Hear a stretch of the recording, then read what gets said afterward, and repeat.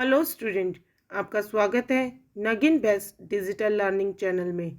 आज हम लेकर आए हैं क्लास 12th की हिंदी बुक आरोह भाग 2 का गद्य खंड का चैप्टर 11 बाजार दर्शन। इसके लेखक जनेंद्र कुमार जी हैं। आज हम बाजार दर्शन के अर्थ ग्रहण संबंधी प्रश्नों को करेंगे, यानी गद्यांशों को पढ़कर पूछे गए प्रश्नों के उत्तर को करेंगे। बाजार दर्शन पाठ का उद्देश्य भाई दर्शन पाठ में लेखक ने अपने मित्र की बात बताता है कि उसके उद्देश्य क्या है। उसका मित्र बाजार में एक सामान लेने जाता है, लेकिन लेकर बहुत कुछ आ जाता है। बाजार हमें आकर्षित करता है, हमें जो चीज़ें नहीं लेनी वह भी ले आते हैं। लेखक अपने दूसरे मित्र की बात बताते हैं कि वह बाजार जाता है और खाली हाथ वापस आ जाता है। उसे समझ नहीं आता कि कौन सी चीज़ खरीदे या रहने दे। अपनी चाह का पता ना हो तो ऐसे ही होता है कि क्या सामान खरीदे। यदि हम अपनी आवश्यकताओं को ठीक ठीक समझकर बाजार का उपयोग करें तो उसका लाभ उठा सकते हैं। इसके विपरीत बाजार की चमक दमक में फंसने के बाद हम असंतोष, तृष्णा और ईर्ष्या से घायल होकर सदा के लिए बेकार हो जाते हैं। फालतू चीज की खरीद का प्रमुख कारण बाजार का आकर्षक है। बाजार में रूप का जादू है। बाजार का असर हमें हमेशा होता है, चाहे जेब खाली हो या भरी हो। बाजार हमारे मन को भटकाता है, और जो ऐसे बाजारों का पोषण करता है भाई जो उसका शास्त्र बना हुआ है वह अर्थशास्त्र सरासर औंधा है, मानवीय शास्त्र है। अर्थशास्त्र अनीति शास्त्र है। कपट हमेशा सफल होता है तथा बाजार मानवता के लिए विडंबना है।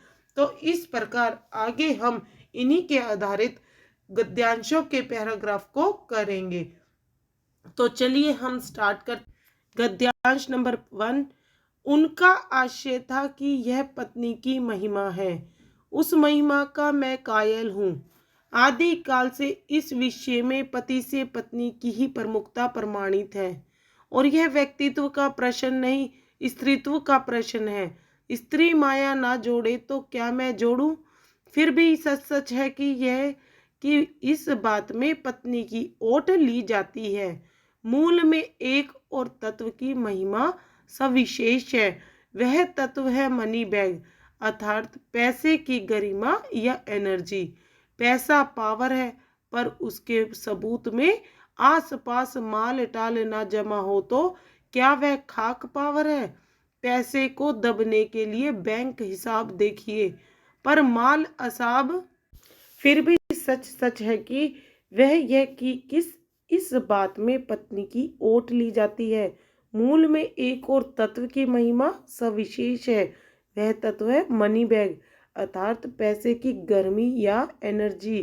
पैसा पावर है, पर उसके सबूत में आसपास माल टाल ना जमा हो तो क्या वह खाक पावर है? पैसे को देखने के लिए बैंक हिसाब देखिए, पर माल असाब मकान कोठी तो अनदेखे भी बनते हैं। पैसे की उस परचेजिंग पावर के प्रयोग में पावर का रस है, लेकिन नहीं, लोग संयमी भी होते हैं। वे फिजूल सामान को फिजूल समझते हैं। वे पैसा बहाते नहीं हैं और बुद्धिमान होते हैं।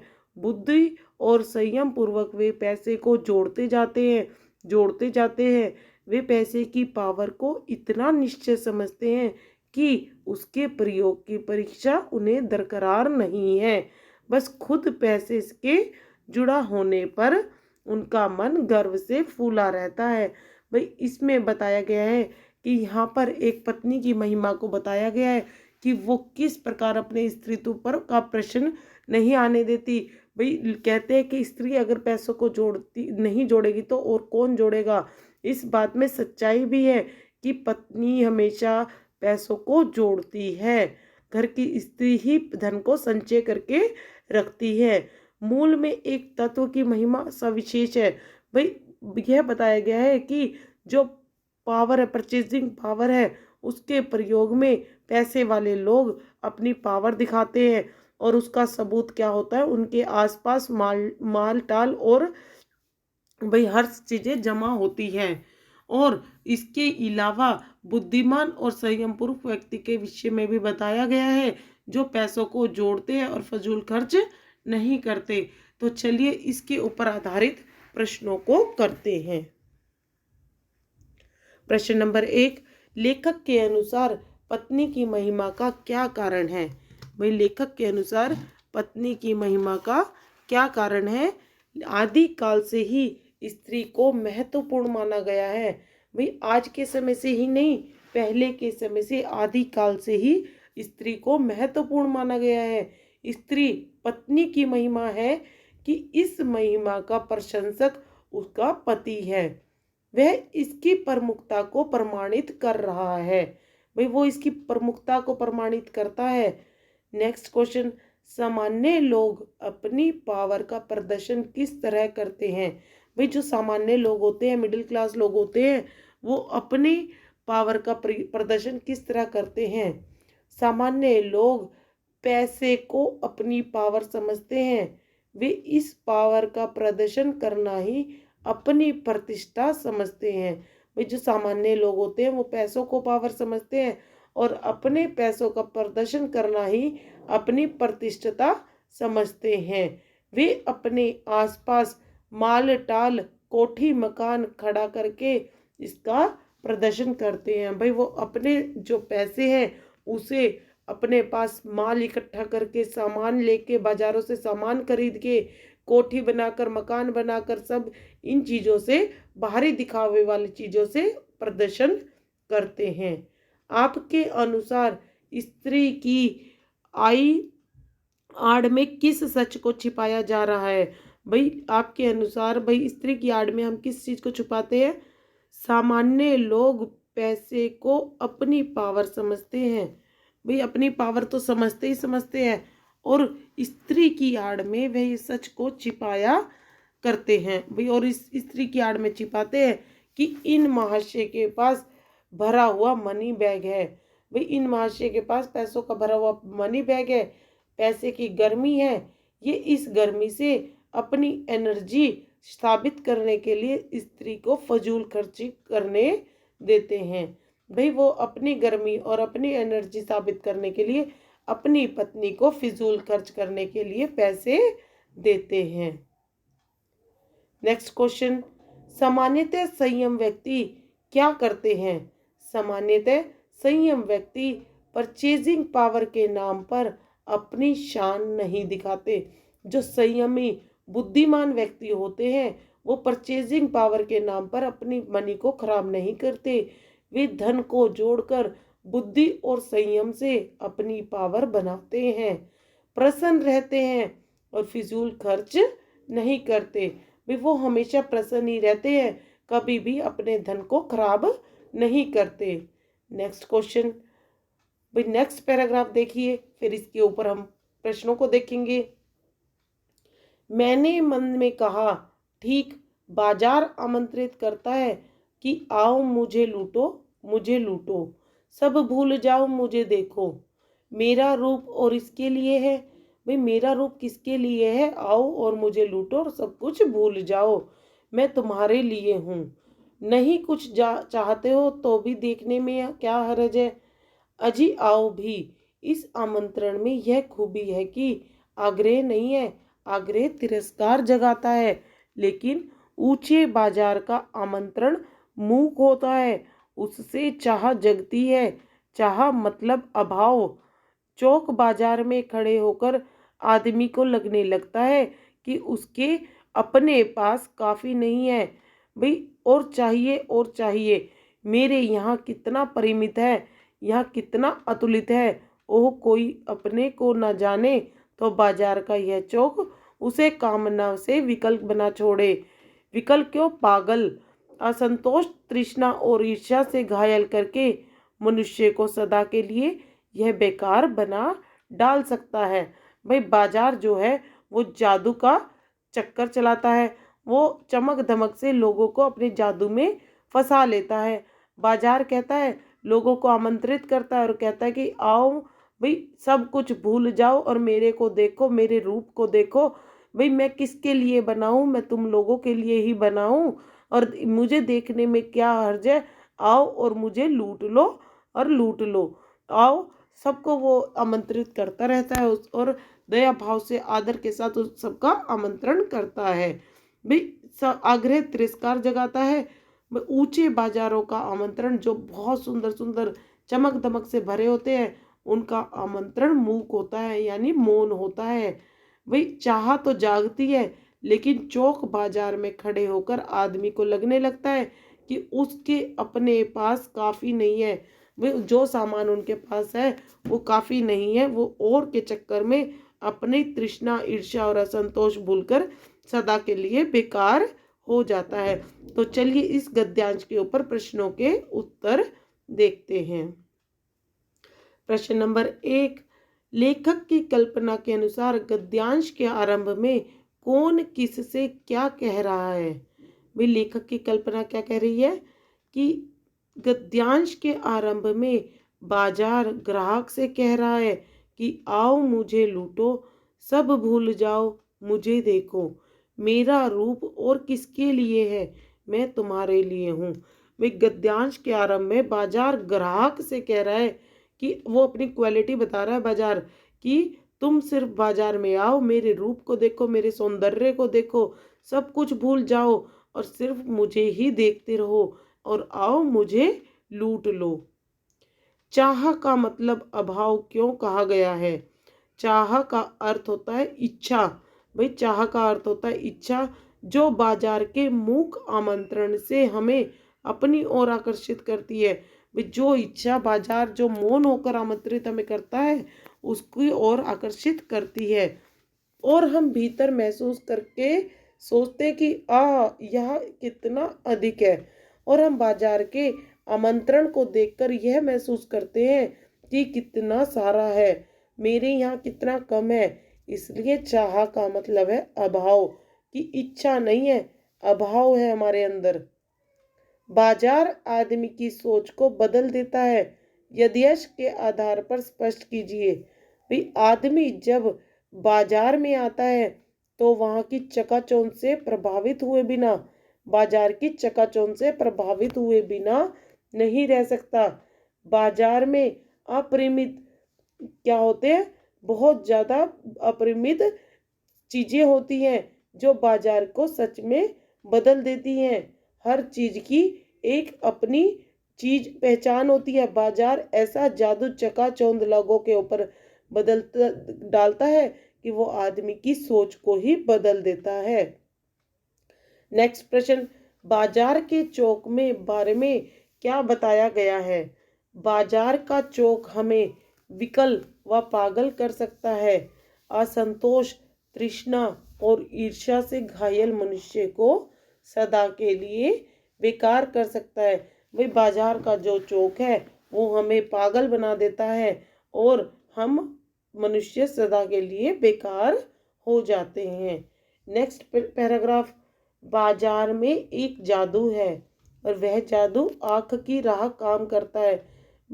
वह रूप का जादू, जैसे चुंबक का जादू लोहे पर ही चलता है, वैसे ही इस जादू की भी मर्यादा है। जेब भरी हो और मन खाली हो, ऐसी हालत में जादू का असर खूब होता है, और जेब खाली पर मन भरा ना हो तब भी जादू का असर चल जाता है। मन खाली है तो बाजार की अनेक चीज़ों का निमंत्रण उस तक पहुंच जाएगा। कहीं उस वक्त जेब भरी हो तो फिर वह मन किसकी मानने वाला है। मालूम होता है यह भी ले वह भी ले, सभी सामान जरूरी आराम को बढ़ाने वाला मालूम होता है। भाई इसमें बताया गया है कि जो बाजार का जादू होता है वो चुंबक के जादू की तरह होता है। वो आँखों के रास्ते से हम पर चलता है, मनुष्य पर चलता है, और वैसे इस जादू की मर्यादा होती है। भाई बाजार के जादू की मर्यादा तो होती है, जेब भरी होगी मन खाली होगा तो भी इसका जादू चल जाएगा, और जेब खाली होगी मन भी खाली होगा तो भी इसका जादू चल जाता है। और अगर गलती से हमारी जेब में पैसे हो तब तो हमारा मन किसी की नहीं मानता, इसका जादू पूरे जोर से उस पर चल जाता है और सभी सामान जरूरी और आराम को बढ़ाने वाला मालूम होने लगता है। तो इस पर आधारित प्रश्नों को देखते हैं कि बाजार का जादू आंख की राह किस प्रकार काम करता है। आंसर, बाजार का जादू हमेशा आंखों के रास्ते से इस तरह काम करता है कि बाजार में सजी सुंदर वस्तुओं को हम आंखों से देखते हैं, उनकी सुरताप आकर्षता होकर आवश्यक न होने पर भी उन्हें खरीदने की लिए ललान्वित हो उठते हैं, भाई उन्हें खरीदने के लिए तैयार हो जाते हैं। नेक्स्ट प्रश्न, क्या आप भी बाजार के जादू में फंसे हैं? अपना अनुभव लिखिए जब आपने ना चाह करने पर भी खरीदा हो सामान को। नेक्स्ट आंसर, हाँ मैं भी बाजार के जादू में फंसा हूँ। एक बार एक बड़े मॉल में प्रदर्शित मोबाइल फोनों को देखकर मन उनकी ओर आकर्षित हो गया। यद्यपि मेरे पास ठीक ठाक फोन था, फिर भी मैंने 2400 रुपये का फ़ोन किश्तों पर खरीद लिया। तो इस तरह बाजार का जादू मेरे पर चल गया।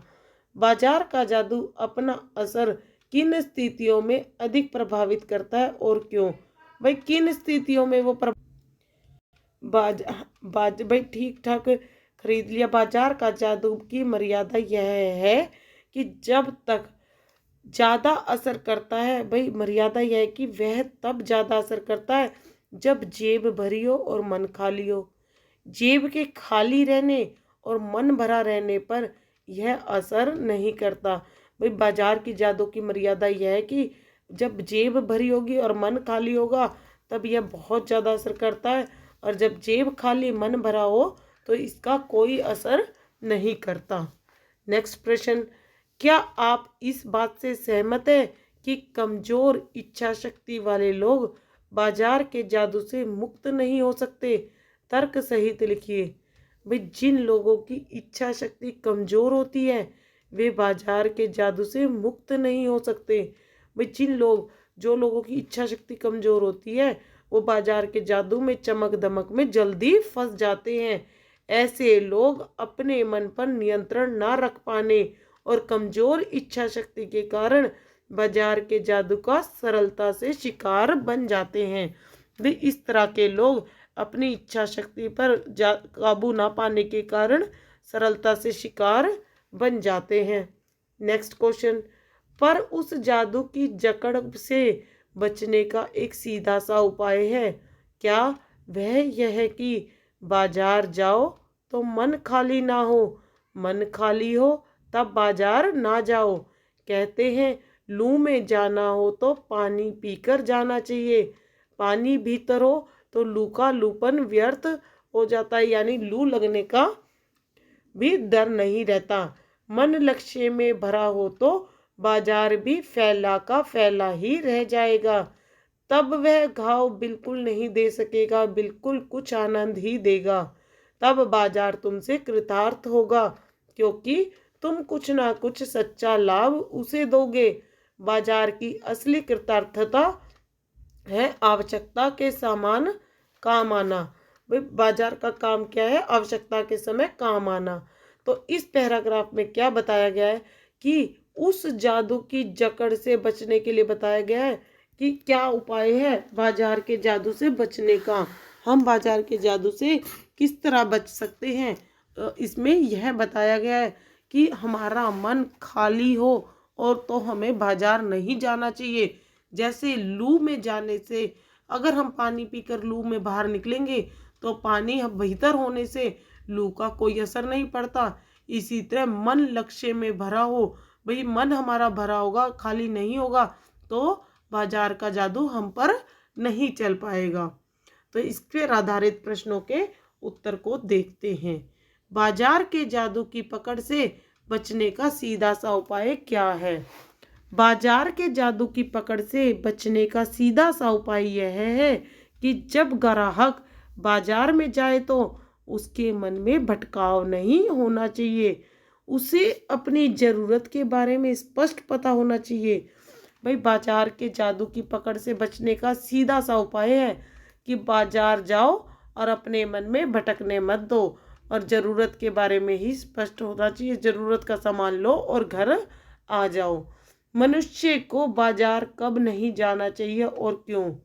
क्योंकि मनुष्य को बाजार जब उसका मन खाली हो और जेब भरी हो तब उसे बाजार नहीं जाना चाहिए, क्योंकि जब वो बाजार जाएगा तो बाजार उसको अपने जादू में जकड़ लेगा और उसे खाली और बेकार बना देगा।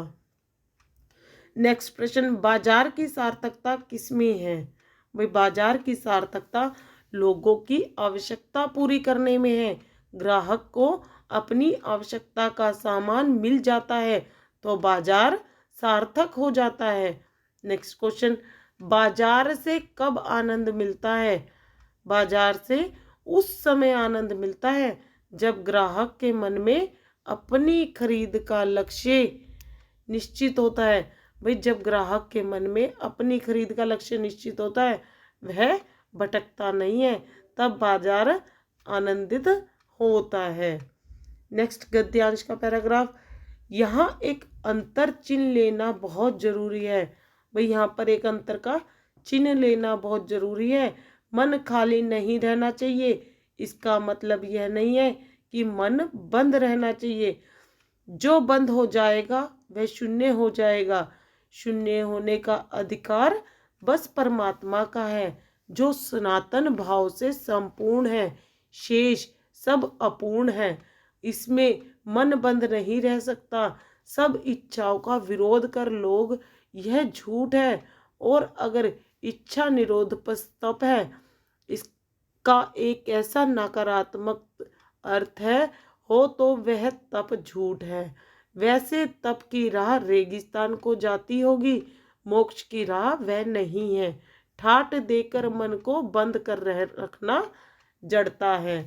भाई यहाँ पर बताया गया है कि मन के लिए एक अंतर चिन्ह लेना बहुत जरूरी है। मन खाली नहीं रहना चाहिए, इसका मतलब यह है कि मन बंद रहना चाहिए। बंद का मतलब शून्य होता है। शून्य केवल परमात्मा का अधिकार होता है शून्य पर, और जो सनातन धर्म के हिसाब से संपूर्ण है। बाकी सब कुछ तो शून्य ही संपूर्ण है, बाकी सब कुछ तो अपूर्ण है, झूठ है, नकारात्मक है। और तप की राह रेगिस्तान की ओर जाती होगी, मोक्ष की राह नहीं जाती रेगिस्तान की ओर। ठाट देकर मन को बंद रखना जड़ता है, यानी पागलपन है। इस पर आधारित प्रश्नों के उत्तर देखते हैं। मन खाली होने तथा मन बंद होने में क्या अंतर है? मन खाली होने का अर्थ है निश्चित लक्ष्य ना होना। मन बंद होने का अर्थ है इच्छाओं का समाप्त होना। नेक्स्ट प्रश्न, मन बंद होने से क्या होगा? मन बंद होने से मनुष्य की इच्छाएं समाप्त हो जाएगी, वह शून्य हो जाएगा, और शून्य होने का अधिकार परमात्मा का है। वह सनातन भाव से संपूर्ण है, शेष सब अपूर्ण है। भाई जब इच्छाएं बंद हो जाएगी तो वह समाप्त हो जाएगा, शून्य हो जाएगा। जब कोई शून्य हो जाता है उस पर अधिकार परमात्मा का होता है और किसी का अधिकार नहीं होता, क्योंकि वो संपूर्ण होता है और शेष सब अपूर्ण होते हैं। नेक्स्ट क्वेश्चन, परमात्मा व मनुष्य की प्रकृति में क्या अंतर है? परमात्मा संपूर्ण है, वह शून्य होने का अधिकार रखता है, परंतु मनुष्य अपूर्ण है, उसमें इच्छा बनी। लेखक किसे झूठ बताता है? भाई लेखक किसको झूठ बताता है? मनुष्य द्वारा सभी इच्छाओं का निरोध कर लेने की बात को लेखक झूठ बताता है। कुछ लोग इच्छा निरोध को तप मानते हैं, किंतु इस तप को लेखक झूठ मानता है। भाई इस तप को तो लेखक झूठ मानता है। नेक्स्ट गद्यांश, लोभ का यह जीतना नहीं कि जहाँ लोभ होता है यानी मन में, वहाँ नकार हो, यह तो लोभ की ही जीत है, आदमी की हार। आँख अपनी फोड़ डाली तब लोभनीय के दर्शन से बचे तो क्या हुआ? ऐसा क्या लोभ मिट जाएगा? और कौन कहता है कि आँख फूटने पर रूप दिखना बंद हो जाएगा? क्या आँख बंद करके भी हम सपने नहीं लेते? और वे सपने क्या चैन भंग नहीं करते। इससे मन को बंद कर डालने की कोशिश तो अच्छी नहीं, वह अकारत है। यह तो हठ वाला योग है, शायद हठ ही हठ है, योग नहीं है। इससे मन कृश भले ही हो जाए, पीला और अशक्त जैसे विद्वान का ज्ञान है, वह मुक्त ऐसे नहीं होता। इससे वह व्यापक की जगह संकीर्ण और विराट की जगह शुद्र होता है। इसलिए उसका रोम रोम मूंद कर बंद तो मन को करना नहीं चाहिए। भाई यहाँ पर लोभ के विषय में बताया गया है। भाई हमें लोभ नहीं करना चाहिए, लोभ की ही जीत होती है। मन में मन नकार हो, यह तो लोभ की जीत है, लोभ की हार चाहिए। आंख अपनी फोड़ डाली, भाई आंख फोड़ डालने से लोभ के दर्शन से नहीं बच सकते।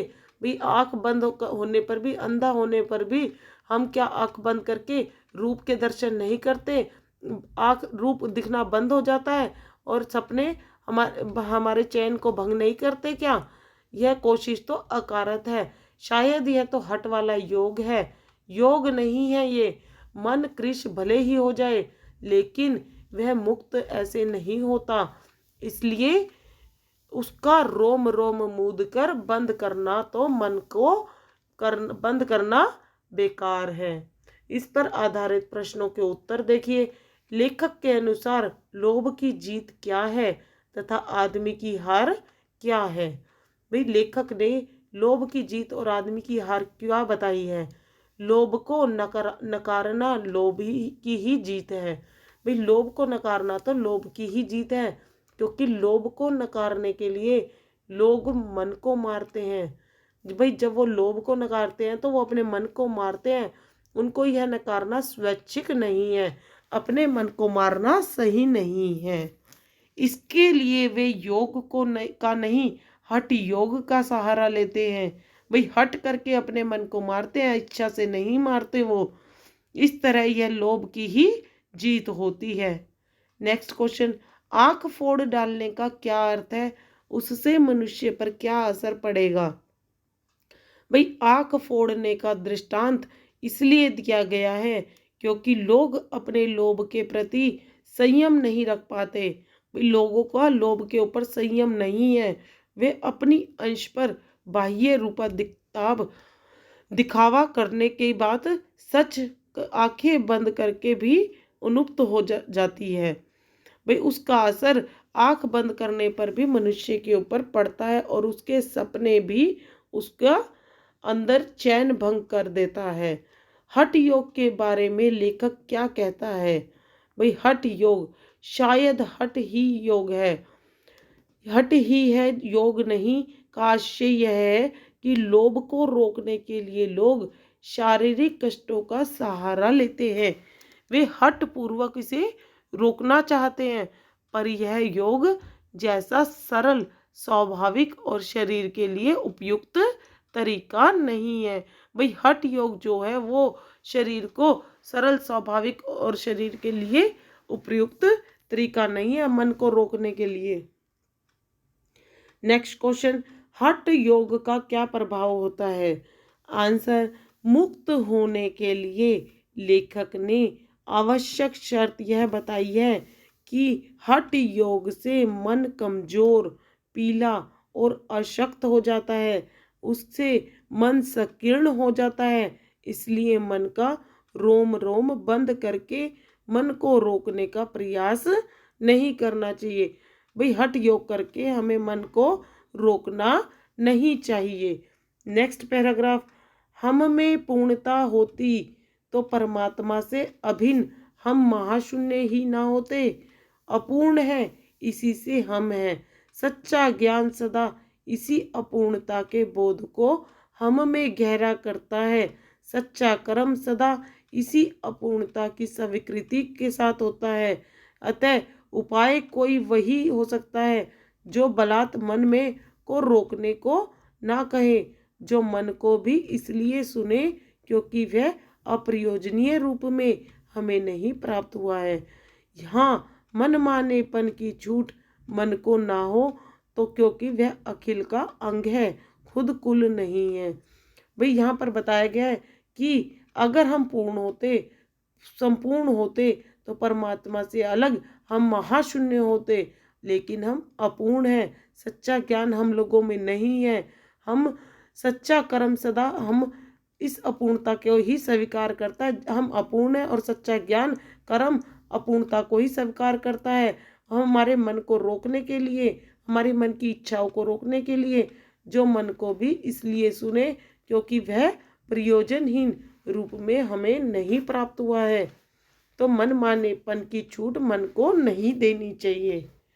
इसके प्रश्न उत्तर को देखते हैं। सच्चे ज्ञान का स्वरूप बताएं। भाई सच्चा ज्ञान वह है जो मनुष्य में अपूर्णता का बोध गहरा करता है, वह उसे पूर्ण होने की प्रेरणा देता है।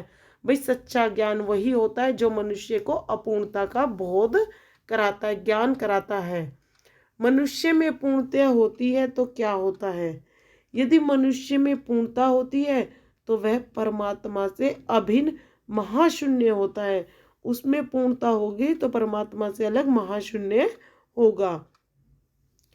मन मानेपन की छूट मन को क्यों नहीं होनी चाहिए? भाई मन मानेपन की छूट मन को नहीं होनी चाहिए क्योंकि वह अखिल का अंग है, वह स्वयं पूर्ण नहीं है, अपूर्ण है।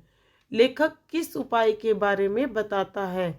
लेखक उपाय के बारे में बताता है कि कोई वही हो सकता है जो बलात् मन को रोकने को ना कहे तथा मन की भी सुने और अप्रयोजनीय रूप में अभी प्राप्त नहीं हुआ, यानी मन को प्राप्त हुआ हो।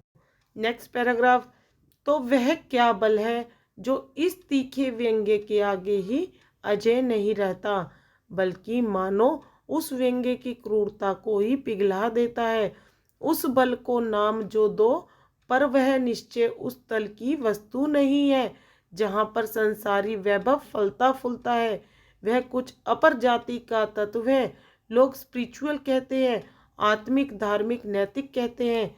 मुझे योग्यता नहीं मैं उन शब्दों के अंतर देखे कि और प्रतिपादन करूं। मुझे शब्द में सरोकार नहीं, मैं विद्वान नहीं कि शब्दों पर अटके, लेकिन इतना तो है कि जहाँ तृष्णा है बटोर रखने की सप्रिया है, वहाँ उस बल का बीज नहीं है, बल्कि यदि उसी बल को सच्चा बल मानकर बात की जाए तो कहना होगा कि संचय की तृष्णा और वैभव की चाह में व्यक्ति की निर्बलता ही प्रमाणित होती है।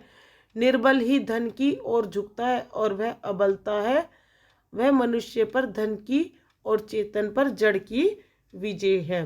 तो इस पैराग्राफ में हमें बताया है कि वह कौन सा बल है इस तीखे व्यंग्य के आगे जो अजय नहीं रहता, भाई टिका नहीं रहता। वो कौन सा बल है? मानो उस व्यंग्य की क्रूरता को पिघला देता है। उस बल को नाम जो दो, वह निश्चय उस तल पर की वस्तु नहीं। भाई जो यह बल है ना, वो उस तल की वस्तु नहीं है जो संसारी वैभव से फलता फूलता है। लोग इसे स्पिरिचुअल कहते हैं, आत्मिक, धार्मिक समझते हैं। भाई लोग उसने शब्दों के अंतर से देखते हैं, सरोकार नहीं मानते। भाई उसमें लोग इतना तो है कि जहाँ तृष्णा और बटोर रखने की सप्रिया है वहाँ बल का बीज नहीं होता। वहाँ पर निर्बल ही धन की ओर झुकता है, अबलता नहीं, और मनुष्य पर धन की और चेतन की जड़ की विजय होती ही है। तो इस पर आधारित प्रश्नों के उत्तर देखते हैं। उस बल से क्या तात्पर्य है कि उसे किस जाति का तत्व बताया है और क्यों? उस बल से तात्पर्य है बाजार में वस्तु खरीदने के निश्चय का निर्णय। भाई बल को यहाँ पर बताया है बाजार में वस्तु खरीदने के निश्चय निर्णय को कहा गया। जो निर्णय हम पक्का बना लेते कि हमें ये सामान खरीदना है तो उसे बल कहा गया है। लेखक इस बल को अपर जाति का बताया है क्योंकि आम व्यक्ति आकर्षक के कारण ही निरर्थक वस्तुएं खरीदता है। Next question. लेखक किन शब्दों के सूक्ष्म अंतर को नहीं पढ़ना चाहता? भाई लेखक स्पिरिचुअल, आत्मिक, धार्मिक व नैतिक शब्दों के बारे में बताता है। वह इन शब्दों के सूक्ष्म अंतर के चक्कर में नहीं पढ़ना चाहता। ये सभी गुण आंतरिक हैं। Next question. व्यक्ति की निर्बलता किससे प्रमाणित होती है और क्यों? व्यक्ति की निर्बलता किससे प्रमाणित होती है? बल से। और क्यों प्रमाणित होती है? क्योंकि निर्बल व्यक्ति की निर्बलता बल से प्रमाणित होती है, क्योंकि निर्बल व्यक्ति ही बल के चक्कर में जल्दी पड़ जाता है। नेक्स्ट क्वेश्चन, मनुष्य पर धन की विजय चेतन पर जड़ की विजय कैसे है? भाई मनुष्य पर धन जड़ मनुष्य धन की चाह में उसके वंश में ही हो जाता है और इसी कारण जड़ की चेतन पर विजय हो जाती है। नेक्स्ट पैराग्राफ, हाँ मुझे ज्ञात होता कि बाजार को सार्थकता भी वही मनुष्य देता है जो जानता है कि वह क्या चाहता है। जो नहीं जानते कि वे क्या चाहते हैं, अपनी परचेजिंग पावर के गर्व में अपने पैसे से केवल एक विनाशक शक्ति, शैतानी शक्ति, व्यंग्य की शक्ति ही बाजार को देते हैं। ना तो वे बाजार से लाभ उठा सकते हैं, ना उस बाजार को सच्चा लाभ दे सकते हैं। वे लोग बाजार का बाजारूपन बढ़ाते हैं, जिसका मतलब है कि कपट बढ़ाते हैं। कपट की बढ़ती का अर्थ परस्पर में सद्भाव की घटी है। यहाँ बताया गया है कि लेखक कहता है कि मुझे पता है कि बाजार की सार्थकता सिर्फ वही लोग बढ़ाते हैं जिनकी परचेजिंग पावर में गर्व में शक्ति होती है, जिनके पास पैसे होते हैं और वो शैतानी शक्ति, व्यंग्य शक्ति से बाजार को देखते हैं और बाजार को देते हैं और उस बाजार को सच्चा लाभ दे सकते हैं और वह बाजार का बाजारूपन ही बढ़ाते हैं। इसका मतलब कपट बढ़ाते हैं। तो इस पर आधारित प्रश्नों को देखते हैं। बाजार को सार्थकता कौन देते हैं? वे बाजार को सार्थकता वे लोग देते हैं जो अपनी आवश्यकता को जानते हैं। वे बाजार से जरूरत की चीज़ें खरीदते हैं जो बाजार का दायित्व है। भाई जो लोग अपनी आवश्यकता की चीज़ें ही बाजार से खरीदते हैं, बेकार की चीज़ें नहीं खरीदते और पैसों को बचाते हैं, वो लोग ही बाजार का दायित्व होते हैं। परचेजिंग पावर का क्या अर्थ है और बाजार को परचेजिंग पावर वाले लोगों की क्या देन है? परचेजिंग पावर का अर्थ है खरीदने की शक्ति।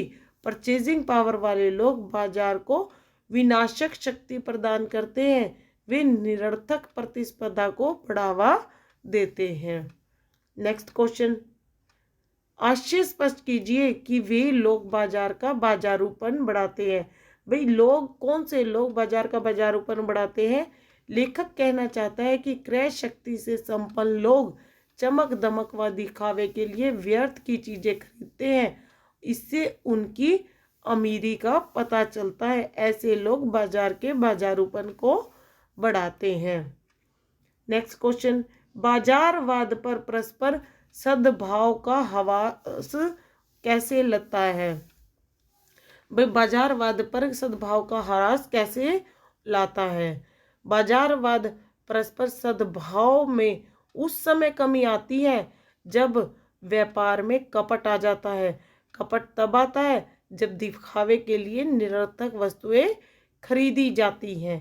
भाई जब दिखावा करा जाता है, बेकार की वस्तुओं को खरीदा जाता है, तब उसके स्वभाव में कपट आ जाता है। नेक्स्ट पैराग्राफ, इस सद्भाव के ह्रास पर आदमी आपस में भाई भाई और सुहृद और पड़ोसी फिर यह रह ही नहीं जाते, आपस में कोरे ग्राहक और बेचक की तरह व्यवहार करते हैं, मानो दोनों एक दूसरे को ठगने की गाहत में हो। एक की हानि में दूसरे को अपना लाभ दिखता है और यह बाजार का बल्कि इतिहास का सत्य माना जाता है। ऐसे बाजार को बीच में लेकर लोगों में आवश्यकताओं का आदान प्रदान नहीं होता, बल्कि शोषण होने लगता है। तब कपट सफल होता है, निष्कपट शिकार होता है। ऐसे बाजार मानवता के लिए विडंबना है। जो ऐसे बाजार का पोषण करता है, जो उसका शास्त्र बना हुआ है, वह अर्थशास्त्र सरासर औंधा है, वह मायावी शास्त्र है और वह अर्थशास्त्र अनीति शास्त्र है। भाई इसमें बताया गया है कि इस सद्भाव के ह्रास पर जब आदमी बाजार की रौनक को देखकर आपस में भाई भाई पड़ोसी कुछ भी नहीं रहता, लड़ाई झगड़े होते रहते, कोरे ग्राहक और और बेचक बन जाते हैं और एक दूसरे को ठगने की कोशिश करते हैं, एक दूसरे से आदान प्रदान करते हैं। भाई बाजार का पोषण करता है। इस तरह यहाँ पर बाजार के पोषण के बारे में बताया गया, मायावी शास्त्र के बारे में बताया गया है। इस पर आधारित प्रश्नों को देखते हैं। किस सद्भाव के ह्रास की बात की जा रही है, उसका क्या परिणाम दिखाई पड़ता है। भाई यहाँ पर किस सद्भाव के ह्रास की बात की जा रही है।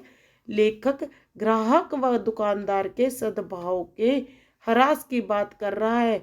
ग्राहक पैसे की ताकत दिखाने हेतु खरीदारी करता है तथा दुकानदार कपट से निरर्थक वस्तुएं ग्राहक को बेचता है।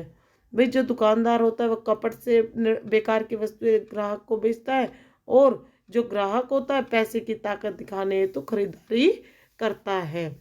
नेक्स्ट क्वेश्चन, ऐसे बाजार प्रयोग का सांकेतिक अर्थ स्पष्ट कीजिए। ऐसे बाजार से तात्पर्य है कपट का बाजार। ऐसे बाजारों में लोभ, ईर्ष्या और अहंकार व तृष्णा का व्यापार होता है।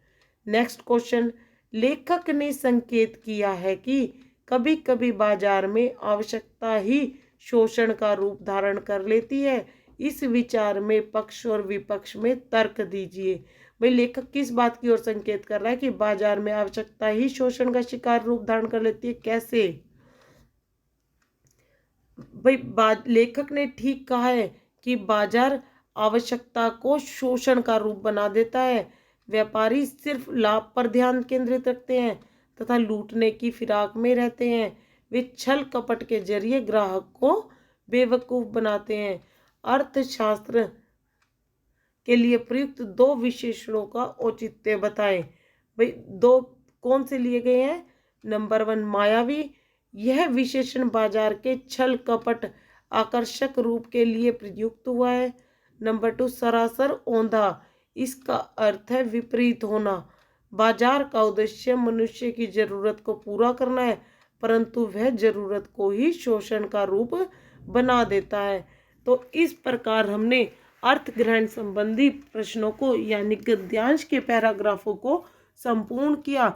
हमने इस गद्यांश के पैराग्राफ के माध्यम से एक बार फिर से चैप्टर का अध्ययन किया। हमने लाइन टू लाइन हर चीज़ को समझाया। हमने हर डिफ़िकल्ट एक्स्ट्रा पाठ्यपुस्तक पर आधारित MCQ वेरी शॉर्ट हर तरह के क्वेश्चंस का वीडियो बनाकर आपको प्रोवाइड कराया है। आप सिर्फ इन वीडियोस को अच्छे से देखें और समझें। आपको चैप्टर इतने अच्छे से तैयार हो जाएगा कि आपको बार बार पढ़ने की ज़रूरत नहीं पड़ेगी। वीडियो अच्छी लगे तो लाइक, शेयर और सब्सक्राइब करना। हम आगे भी आपके लिए इसी तरह की अच्छे से हर चीज़ का एक्सप्लेन करते हुए हम आपके लिए वीडियो प्रोवाइड कराएंगे।